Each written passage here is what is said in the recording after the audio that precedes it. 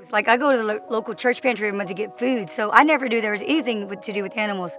So when I found out and I did come over here, I mean, they were loving, they were, welcoming. So, I just felt at home here.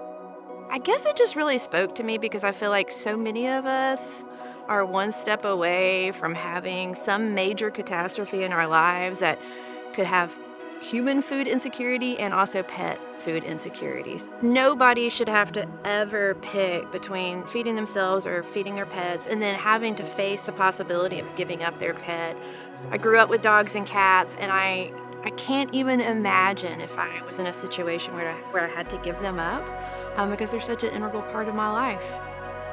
People who have come through to receive food here at the pet pantry have been from all walks of life. We've seen college students, we've seen folks who are on Social Security and it's just not quite enough to make it through. And we've also seen some who maybe they've just had a recent health crisis in their personal life.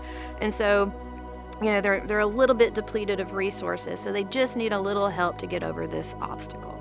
Well, the process is not that, it's not very difficult.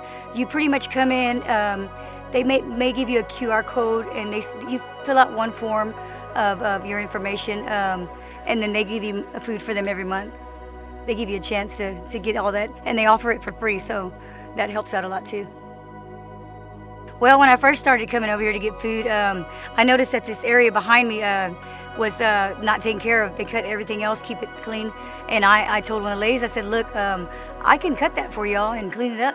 It's just to help it out because this is the part where they give food. And I felt like this part needed to be, kept up with. And I volunteered to do that whenever they need it or whatever else they need, I think when you give back good comes back to you. The power of owning a pet, obviously it's the companionship, but pets are good for teaching children responsibility. Pets are good, they keep us active, they keep us out there moving and doing things, so they're healthy for us too. They provide that companionship, and nobody should be robbed of those opportunities simply because they're going through a hard time and they just can't afford to feed their pets this month or this week.